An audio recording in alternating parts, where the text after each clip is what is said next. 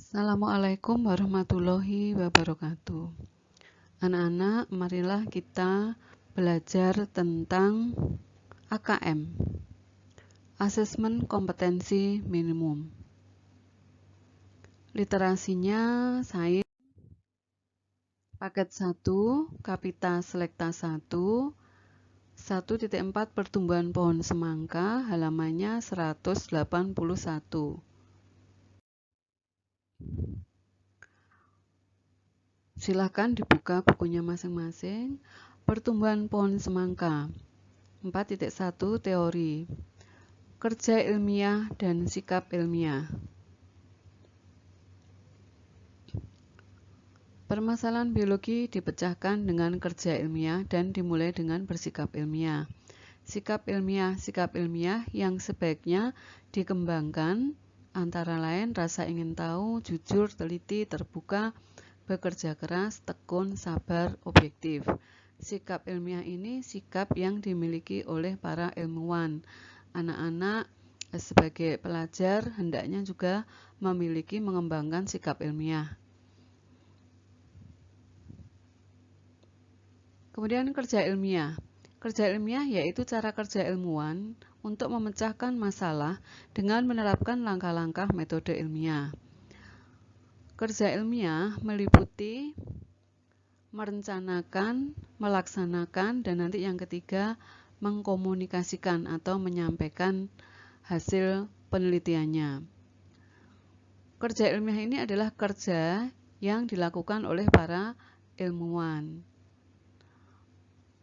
Meliputi A. Merencanakan penelitian dengan langkah-langkah, menetapkan bentuk penelitian, merumuskan tujuan penelitian, mengidentifikasi dan merumuskan masalah, studi kepustakaan, menyusun hipotesis, menetapkan variabel, memilih instrumen untuk memperoleh data.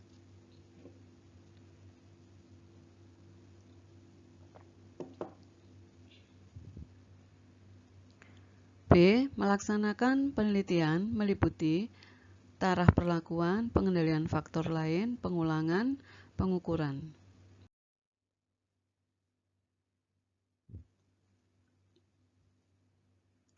C. Mengkomunikasikan atau menyampaikan hasil penelitian dilakukan dengan proses menganalisis data, menarik kesimpulan, mempublikasikan hasil. Hasil penelitian disusun dalam bentuk karya ilmiah dengan urutan sebagai berikut: prakarta, pendahuluan, tinjauan pustaka, hipotesis, metodologi, hasil dan pembahasan, kesimpulan dan saran, daftar pustaka, dan lampiran jika ada. Ini seperti anak-anak membuat laporan. Kemudian ini gambar mikroskop, ini alat untuk membantu memperbesar objek, jadi alat bantu pengamatan. Jadi kalau pengamatan itu menggunakan alat ukur, ya menggunakan alat atau alat ukur, misalnya mikroskop, alat ukurnya penggaris, neraca, stopwatch, maka pengamatan itu dikelompokkan ke dalam pengamatan kuantitatif. Kalau pengamatan kualitatif itu pengamatan yang menggunakan panca indera. Jadi pengamatan itu tidak hanya dengan menggunakan mata, tetapi mendengar itu juga mengamati, merasakan dengan lidah kita, pahit, asin, manis, ya itu juga mengamati, mencium bau dengan hidung kita itu juga mengamati, mendengar itu juga mengamati, meraba, ya menyentuh, merasakan panas dingin itu juga mengamati. Langkah metode ilmiah. Metode ilmiah yaitu suatu cara sistematis yang digunakan oleh para ilmuwan untuk memecahkan masalah yang dihadapi sehingga ditemukan suatu konsep. Langkah metode ilmiah meliputi menemukan dan merumuskan masalah, mengumpulkan keterangan atau observasi, merumuskan hipotesis, merancang dan melakukan eksperimen, menganalisis data hasil eksperimen, menarik kesimpulan dan menguji kesimpulan. Ini mudahnya, lebih mudahnya anak-anak memahami ini ya, metode ilmiah. Metode itu cara yang digunakan oleh para ilmuwan, tentu caranya itu menggunakan urut-urutan ya, berurutan. Yang pertama, merumuskan masalah. Yang kedua, observasi atau pengamatan. Yang ketiga, hipotesis atau membuat dugaan sementara. Jadi dugaannya masih sementara, belum tentu benar. Untuk menguji hipotesisnya, dugaan sementaranya, maka perlu dilakukan eksperimen atau percobaan. Dan yang terakhir adalah menarik kesimpulan. Kalau kesimpulannya dilakukan, percobaannya dilakukan oleh satu orang, hasilnya sama, kesimpulannya, kemudian percobaannya dilakukan lagi oleh orang lain, kesimpulannya sama, dilakukan lagi oleh orang lain, hasilnya sama, maka kesimpulan itu bisa menjadi sebuah teori. Kalau teori itu kemudian dicoba, ya, diuji, misalnya di Afrika hasilnya sama, di Australia hasilnya sama, kemudian di Kutub Utara hasilnya sama, di Asia hasilnya sama, maka teori itu bisa menjadi hukum. Contohnya hukum Newton, hukum Pythagoras, hukum Boyle, dan sebagainya.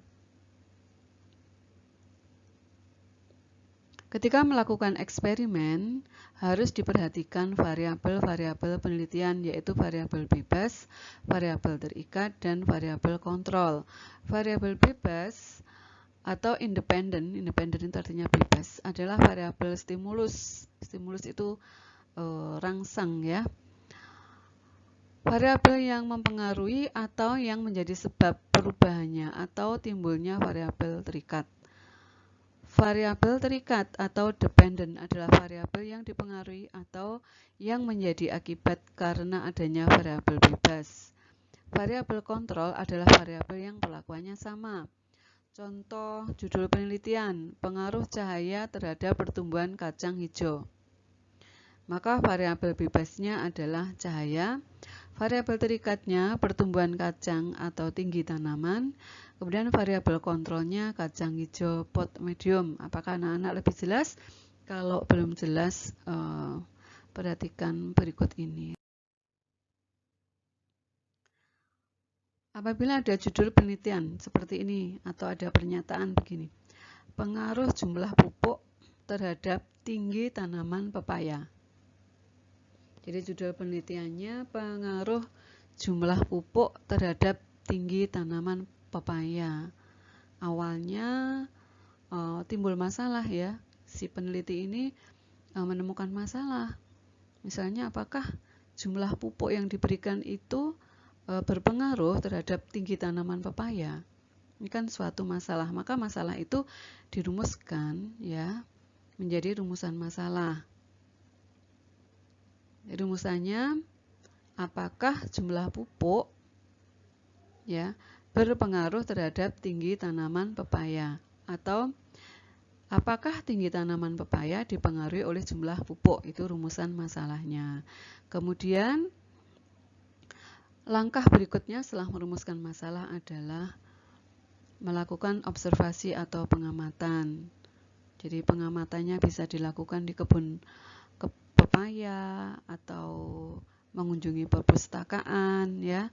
Jadi dilakukan pengamatan. Kemudian yang ketiga adalah merumuskan hipotesis. Jadi hipotesis itu bisa menggunakan kata jika maka. Jadi bagaimana hipotesisnya ini? Jika jumlah pupuk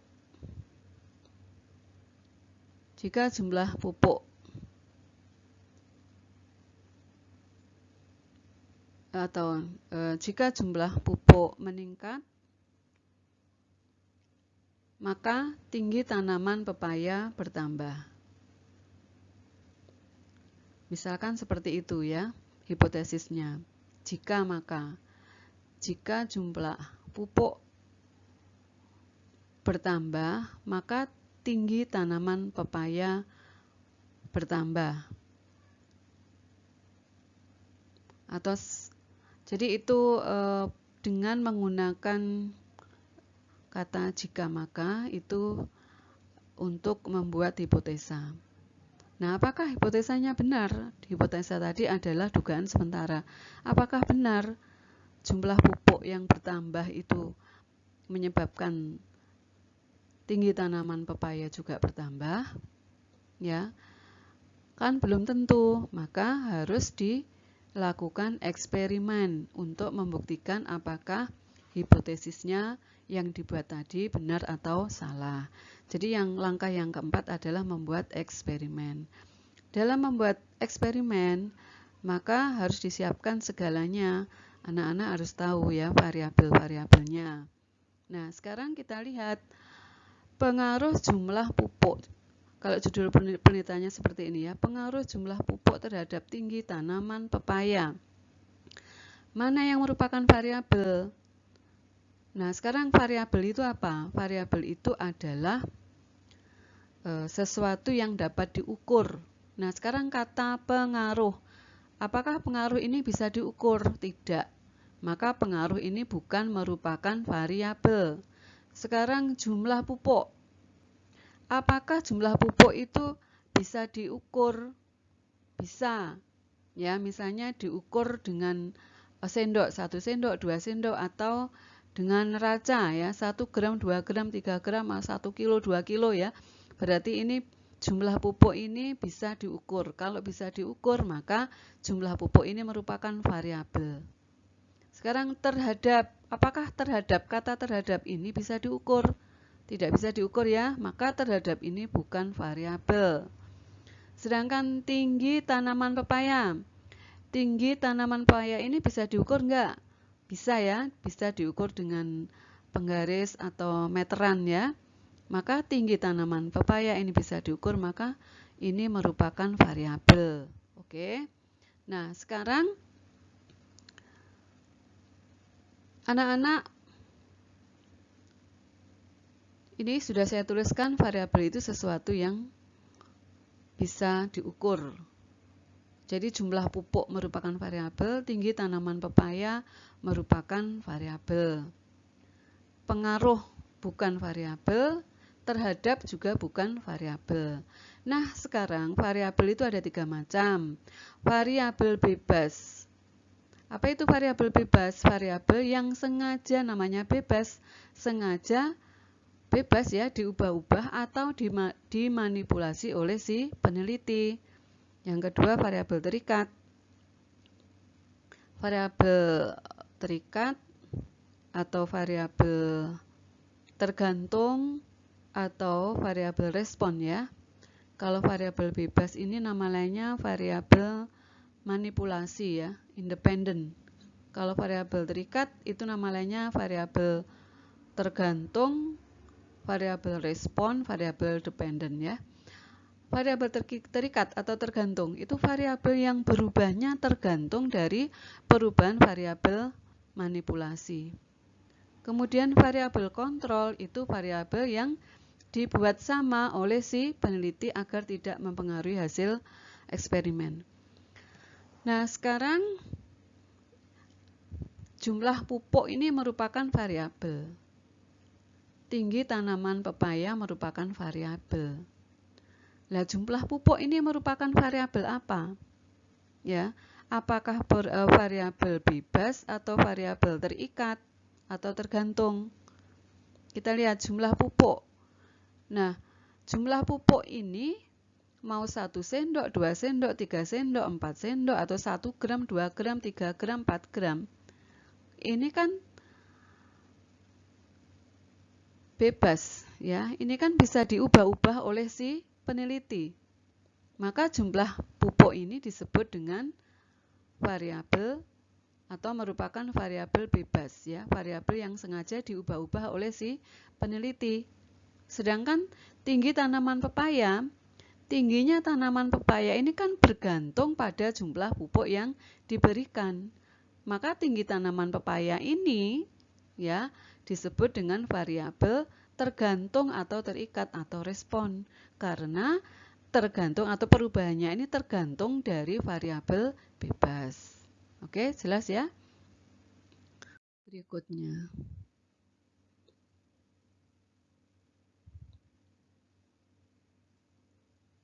Nah, ini variabel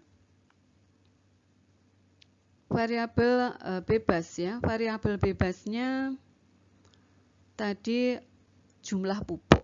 Misalnya ini jumlah pupuknya, pot pertama ini 1 sendok. Pot kedua 2 sendok. Pot ketiga 3 sendok.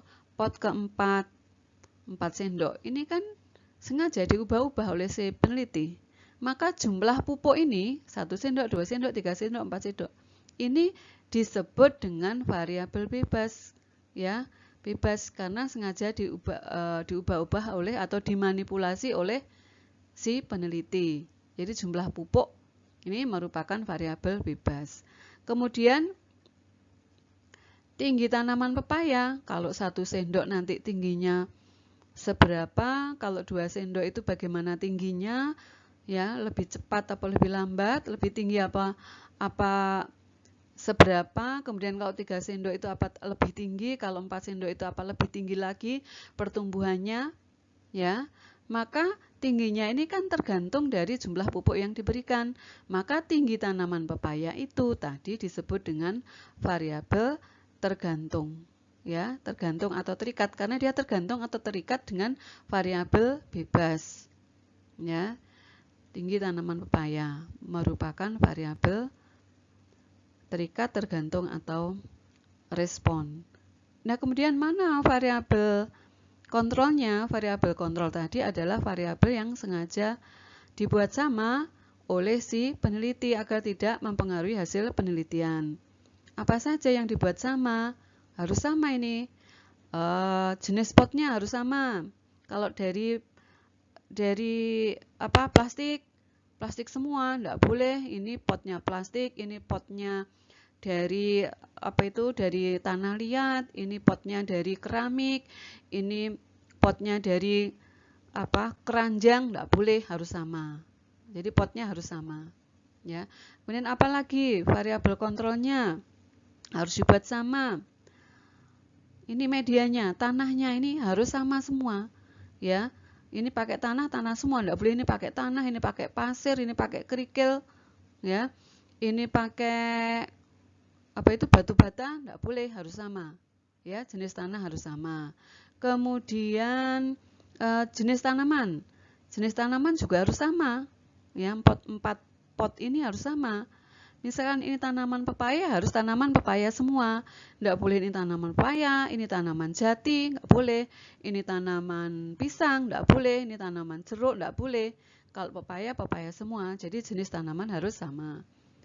Tinggi tanaman harus sama, ya. Umur tanaman sama. Apalagi yang harus sama? Ini jenis pupuk, ya. Jenis pupuk yang digunakan harus sama, ya. Kalau NPK semua, enggak boleh di sini NPK, di sini urea, di sini pupuk yang lain, ya. Nah, itu ya yang dibuat sama. Yang tidak sama tadi apa? Variabel bebasnya, yaitu jumlah pupuk, ya. Oke, sudah jelas anak-anak. Pengaruh jumlah pupuk terhadap tinggi tanaman pepaya, tadi kita sudah pelajari variabel bebasnya jumlah pupuk, variabel terikatnya tinggi tanaman pepaya, variabel kontrolnya jenis pupuknya harus sama, jenis tanaman sama, tinggi tanaman sama, media tanam sama, potnya sama, umur tanaman sama, ya. Oke, sudah jelas anak-anak. Berikutnya kita pertumbuhan pohon semangka. Pohon semangka, ya, ini adalah nama latinnya, Citrullus vulgaris, ya. Termasuk dalam keluarga labu-labuan. Buah semangka banyak mengandung air, 93%, 7% lainnya berupa vitamin, mineral, dan karbohidrat dalam bentuk gula. Untuk meningkatkan hasil pohon semangka perlu dilakukan pemupukan. Tanaman memerlukan unsur hara nitrogen, N, fosfor P, dan kalium K untuk pertumbuhan dan peningkatan hasil. Salah satu jenis pupuk yang mengandung ketiga unsur adalah NPK. Tabel data hasil percobaan. Ini sudah ada hasil percobaan. Jadi ini Hasil percobaannya dimasukkan ke dalam tabel. Ini namanya kepala tabel. Terdiri dari baris dan ini kolom. Ya. Kita lihat ke bawah ya, ke bawah. Ini kolom pertama ini adalah tempatnya nih pupuk NPK. Ini dalam gram ya. 0 gram, 30 gram, 60 gram, 90 gram, 120 gram, 150 gram. Berarti kan diubah-ubah ya, dimanipulasi oleh si peneliti. Maka ini pupuk NPK ini, jumlah pupuk NPK ini merupakan variabel bebas. Sedangkan ini panjang batang ya, jumlah helai daun batang, bobot buah ya. Ini adalah merupakan variabel terikat atau tergantung atau respon karena dia tergantung pada variabel bebas. Oke. Nah, sekarang kita lihat dari tabel ini.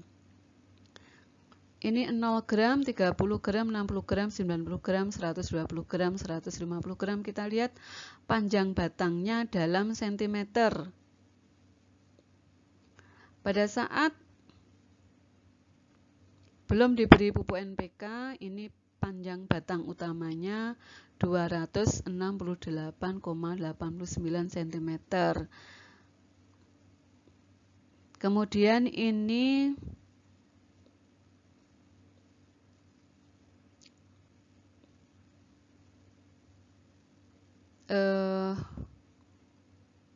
percobaan ya, percobaan pot yang diberi 30 gram pupuk NPK. Maka panjang batang utamanya adalah 226, sekian. Kemudian pupuk NPK-nya 60 gram. Ya, panjang batangnya 313, sekian. Pupuk NPK-nya 90 gram. Panjang batang utama 316. Pupuk NPK-nya 120 gram, panjang batangnya 281, sekian. Pupuk NPK-nya 150 gram, panjang batang utamanya 250. Kalau kita lihat, ini pupuknya semakin banyak ya, semakin pemberian jumlah pupuknya semakin banyak. Yang pertama 0, 30, 60, 90, 120, 150 ya. Tetapi panjang batangnya kita lihat semakin ini semakin banyak jumlah pupuk yang diberikan, kita lihat ini meningkat ya. Ini meningkat, ini sampai sini meningkat. Tetapi ini mulai menurun panjang batangnya ya. Kemudian juga jumlah helai daun pada batang utama ya. Ini 51, 55, 73, 75, kemudian ini menurun juga. Menurun sampai di sini menurun. Kemudian bobot buah ya, ini naik ya, kemudian pada saat 90 gram ini malah turun. Sekarang pertanyaan 13. Pertumbuhan pohon semangka, kelompok yang merupakan kontrol dalam percobaan di atas adalah, ini bukan variabel kontrol ya, tapi kelompok kontrol. Yang merupakan kelompok kontrol ya dalam percobaan ini adalah kelompok yang tidak diberi pupuk NPK ya. Yang 0 NPK atau tidak diberi pupuk NPK itu adalah kelompok kontrol dalam percobaan di atas. Pertanyaan 14. Pertumbuhan pohon semangka berikut ini yang bukan variabel terikat pada percobaan di atas Ini saya berikan tabelnya. Ini yang bukan ya.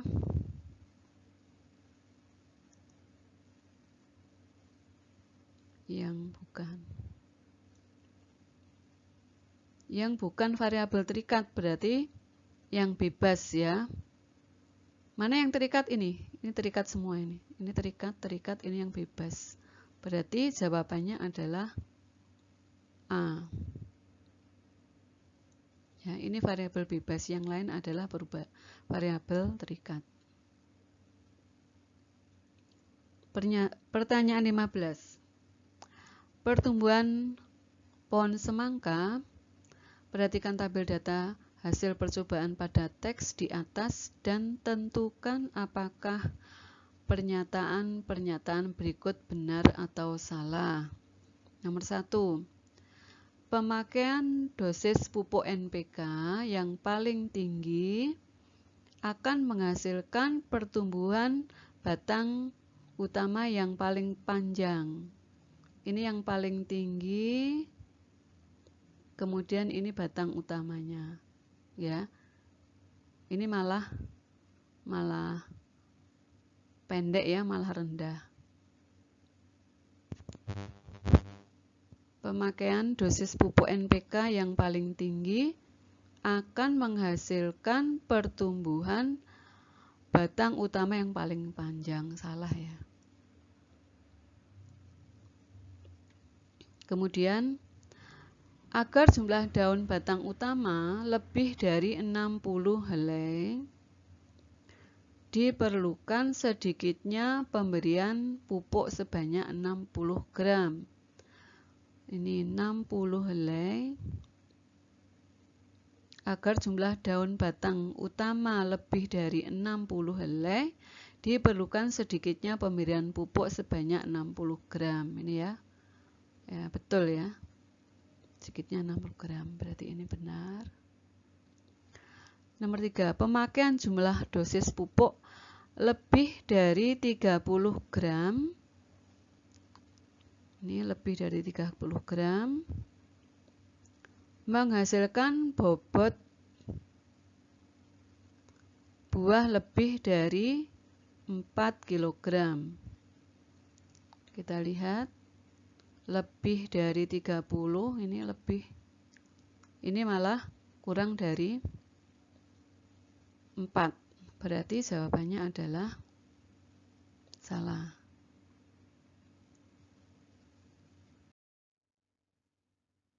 Nah, berikutnya pertanyaan 16, pertumbuhan pohon semangka. Jadi dari tabel tadi dibuat grafik.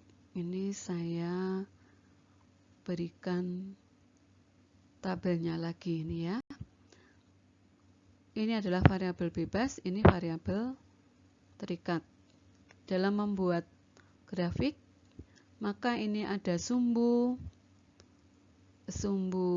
vertikal, ini sumbu horizontal, atau ini sumbu X ya, ini sumbu Y. Untuk biasanya sumbu X ini ditempati oleh variabel bebas, sedangkan sumbu Y itu ditempati oleh variabel terikat. Ini ya. Jadi ini intervalnya sama ya. Ini 0 sampai 30, ini selisihnya 30 semua. Intervalnya sama, harus sama. Oke. Ini adalah variabel bebasnya dalam gram ya. Maksudnya ini tambah gram dalam gram, sedangkan ini adalah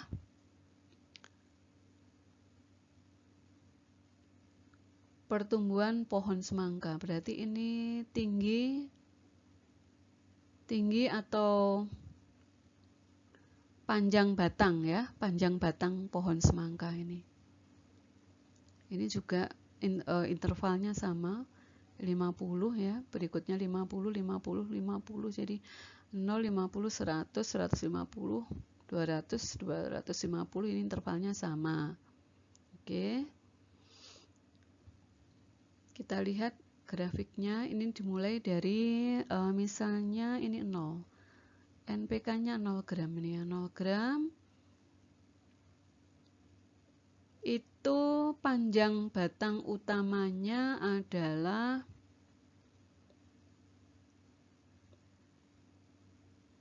268 ya, 268 ya, sekitar ini 0 ya, sekitar sekian.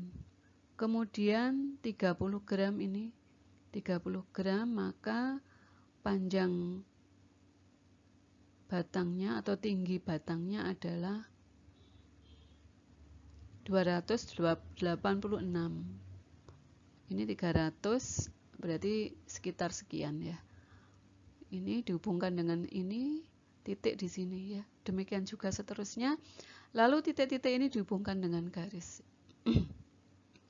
Jadi grafik titik menjadi grafik garis seperti ini. Nah, berarti ini naik lalu turun. Kalau grafik ini pertumbuhannya naik terus naik ya, begitu.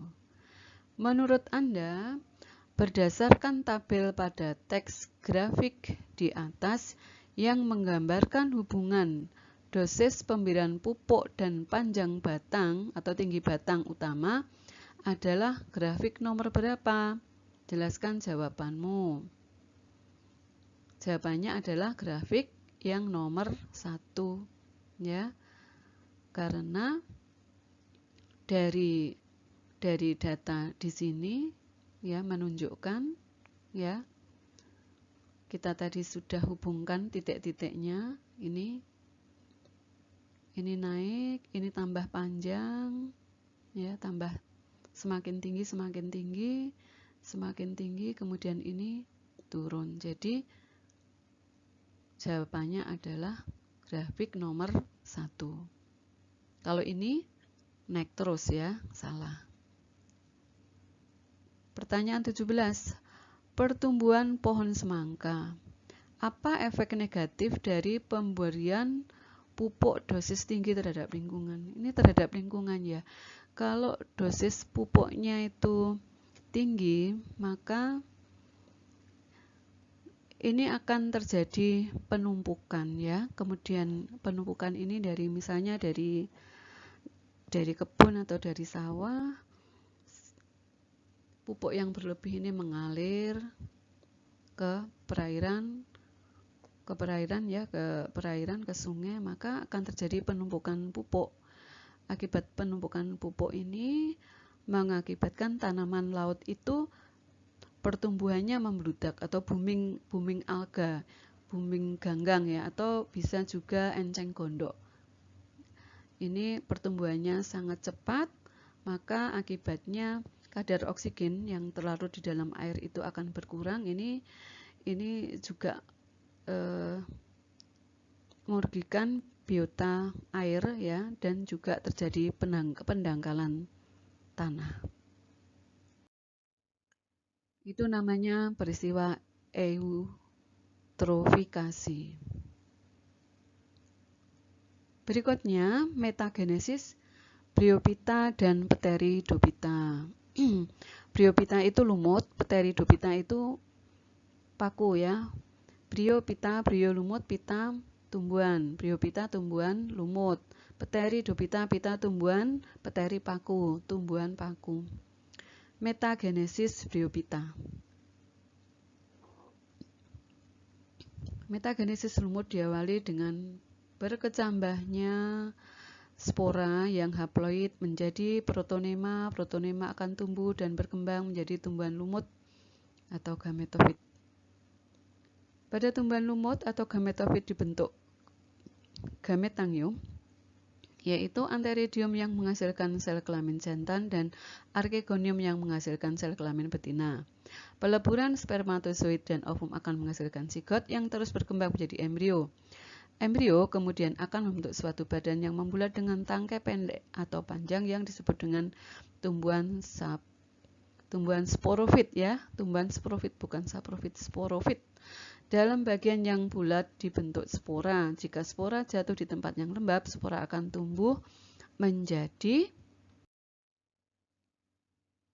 seksual. Terbentuknya protalium menjadi awal fase gametofit sel telur dan spermatozoid bertemu membentuk zigot. Zigot berkembang menjadi tumbuhan paku. Ini untuk tumbuhan paku. Jadi tumbuhan paku tadi anak-anak sudah lihat videonya. Sekarang saya jelaskan dengan gambar. Ini tumbuhan paku tadi anak-anak yang cirinya di permukaan daun bagian bawah itu ada coklat-coklatnya. Ya. Nah, ini tumbuhan paku ini disebut tahap sporofit. Kenapa? Sedang menghasilkan spora. Buktinya mana? Ini daunnya kalau dibalik nih, di permukaan daun bagian bawah dibaliknya ini ada ini coklat-coklat atau kuning-kuning seperti ini. Kalau banyak namanya sori. Kalau satu namanya sorus. Oke. Ini kalau di daunnya diiris ya, diiris membujur, diiris melintang ini ya. Nah, ini permukaan daun bagian atas, helai daunnya ya. Helai daunnya, nah ini permukaan daun bagian bawah ada coklat-coklatnya yang disebut dengan sorus. Sorusnya itu di dalamnya banyak sekali ini. Di dalam sorus itu banyak sekali ini. Banyak sekali sporangium. Di sporangium ini bentukan seperti balon ya, seperti balon. Ini banyak sekali terdapat di dalam sorus. Ini salah satu sporangiumnya. Ya. Nah, ini sporangium itu isinya adalah spora. Ini kalau dia sudah tua ya, maka akan pecah sporanya berhamburan ya. Kalau jatuh di tanah yang lembab, maka sporanya itu akan berkecambah.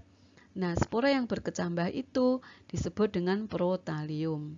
Protalium ya. Ini protaliumnya. Ini kayak daun waru gini ya. Ini berkecambah. Spora yang berkecambah disebut dengan protalium atau ini protalius ya.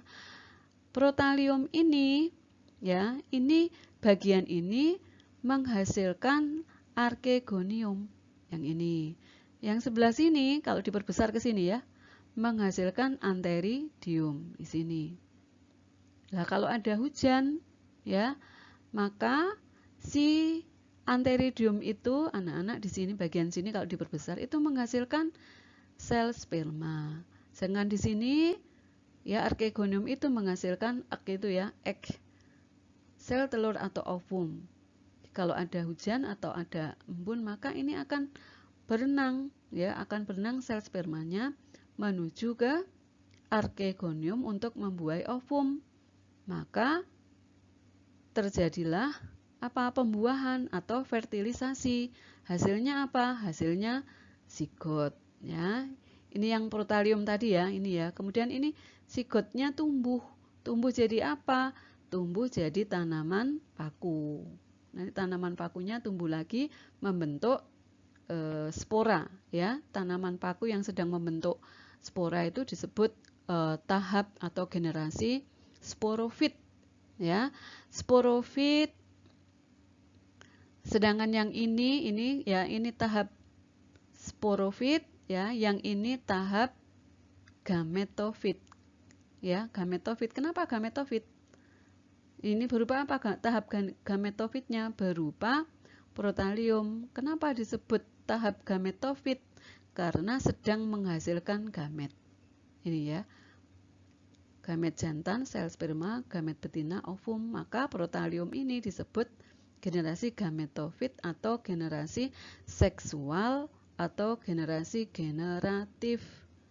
Sedangkan yang ini ya, karena sudah terbentuk zigot ya, zigotnya tumbuh menjadi tanaman paku ya, ini disebut dengan generasi sporofit atau generasi aseksual atau generasi vegetatif. Ini terus-menerus bergilir dari generasi gametofit, sporofit, gametofit. Nah, ini yang disebut dengan pergiliran keturunan atau metagenesis pada pada paku. Oke.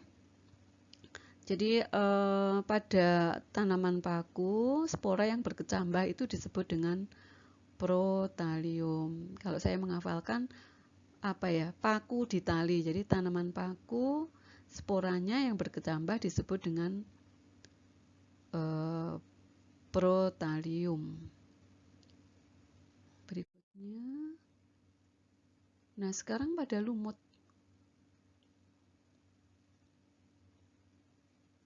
Dua gambar tersebut menunjukkan metagenesis pada Divisio bryophyta dan Pteridophyta.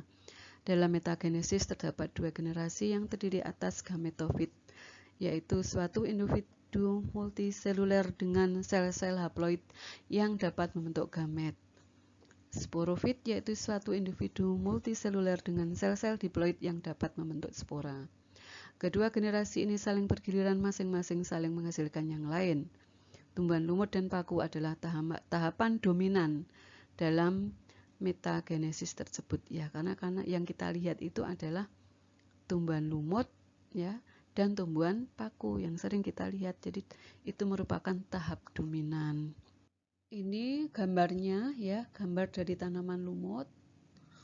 Kita mulai dari ini tanaman lumut. Jadi yang kita lihat sehari-hari tanaman lumut itu kalau diperbesar seperti ini ya, ada yang jadi tanaman lumut itu merupakan tahap gametofit ya, karena ada ini lumut betina, ini lumut jantan. Di ujung-ujungnya tanaman lumut ini kalau diperbesar ya, di atasnya ini ada ini antheridium. Masih ingat antheridium itu apa? Menghasilkan sel sperma di sini ya. Kemudian ini yang betina, ujung-ujungnya itu ini kalau diperbesar ya, namanya bagian ini archegonium ya, dia menghasilkan sel telur atau ovum. Oke. Kemudian kalau ada hujan atau ada embun, maka ini sel sperma dari sini ini akan menuju ke archegonium ya, di sini ya, berikutnya membuahi ovum di dalam archegonium. Ini ya, ini archegonium, ini ovum, ini sudah sel spermanya sudah membuahi ovum, hasilnya adalah zigot ya, zigot. Lalu ini tanaman lumutnya ya, lalu ini zigot ini nak letaknya di sini ya, berkembang jadi ini. Nah, zigotnya tumbuh jadi ini. Nah, bagian yang ada tangkainya, lonceng yang ada tangkainya ini disebut sporosit ya, atau sporogonium. Stak itu tangkai ya, kapsul kayak kapsul ini ya. Ini disebut dengan sporogonium atau sporosit ya, hasil dari pertumbuhan zigot tadi. Ini kemudian kapsulnya ini anak-anak menghasilkan spora ya. Kapsulnya ini menghasilkan spora. Ini sporanya ya, kalau sudah matang juga keluar berhamburan ya, lalu jatuh di tanah yang lembab, maka sporanya berkecambah ya. Spora yang berkecambah pada tanaman lumut itu disebut dengan protonema. Oke, lalu ini tumbuh lagi menjadi tanaman lumut. Ini terus bergilir dari generasi ini, lumut ini generasi gametofit ke generasi sporofit ya.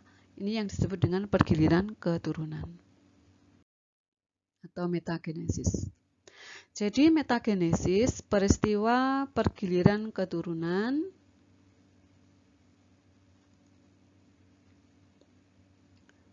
dari generasi gametofit atau seksual atau generatif ke generasi sporofit atau aseksual atau vegetatif. Ini yang sering kita lihat ya, tumbuhan pakunya. Jadi kalau kita lihat tumbuhan paku, biasanya anak-anak praktek di sekolah suruh bawa tanaman paku, itu di balik daunnya ada yang coklat-coklat ya. Nah itu kalau kita sedang ketemu tumbuhan paku yang ada sporanya, itu merupakan, atau tumbuhan paku yang sering kita jumpai itu lagi berada pada tahap atau generasi sporofit. Kenapa? Karena sedang menghasilkan spora pada bagian daun permukaan bawah. Oke. Kemudian lumut yang ini saya carikan gambar yang nempel di tembok batu bata ya. Itu kayak permadani ya. Nah, ini kalau diperbesar seperti ini. Kalau di sini jarang ya, jarang sampai keluar. Tapi kalau di pegunungan nampak sekali adanya sporogonium atau sporofit tadi ya. Ini. Ini tanaman lumutnya ini. Nah, tumbuhan lumut yang sering kita jumpai kayak gini, ini bukan dalam tahap sporofit, tapi melainkan dalam tahap atau generasi gametofit. Mengapa? Karena sedang menghasilkan gamet tadi. Ya, sudah saya jelaskan di depan tadi. Pertanyaan 18. Metagenesis Bryophyta dan Pteridophyta. Salah satu ciri khas tumbuhan Bryophyta dan Pteridophyta adalah mengalami metagenesis dalam siklus hidupnya. Apa arti metagenesis? A. Perubahan fisik yang terjadi akibat pertumbuhan, bukan pergiliran keturunan antara generasi yang berkembang biak secara seksual dengan generasi lain yang berkembang biak secara aseksual. Ini betul ya. Kalau ini perubahan bentuk salah. Ini pergiliran keturunan antara pembentukan spora dan pembentukan biji. Ini salah biji. Jadi yang betul adalah B.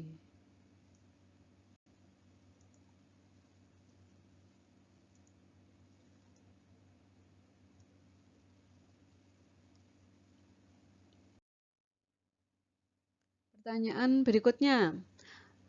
Berdasarkan gambar teks di atas, tentukanlah apakah perbandingan antara metagenesis Bryophyta lumut ya dengan Pteridophyta paku di bawah ini benar atau salah.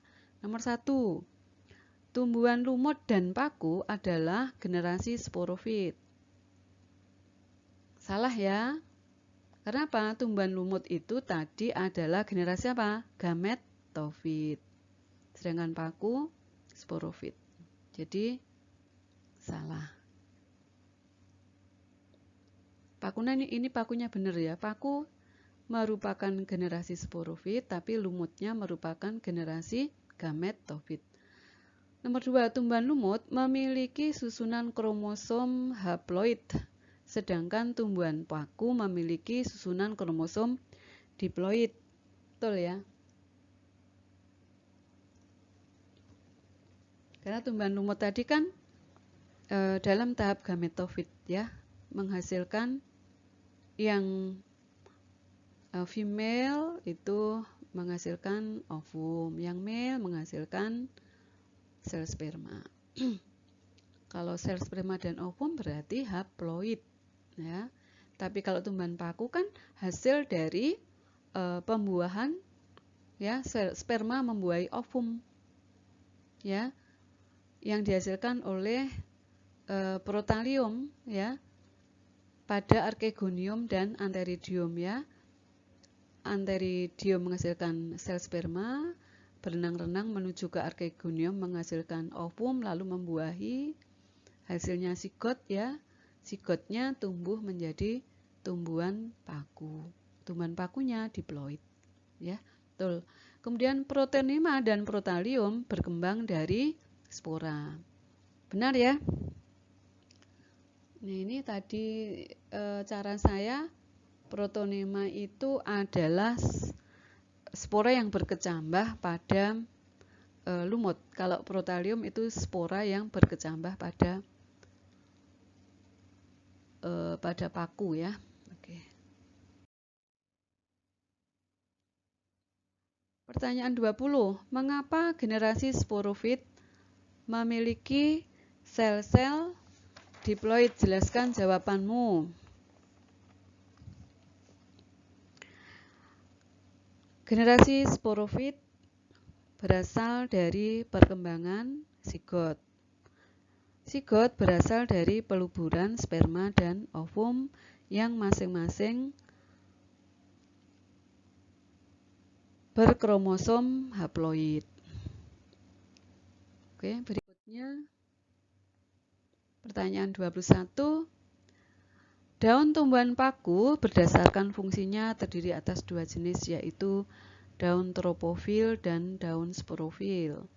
Gambar di atas menunjukkan bagian bawah dari daun tropofil dan sporofil. Menurut Anda, apakah fungsi butiran pada permukaan bawah daun sporofil?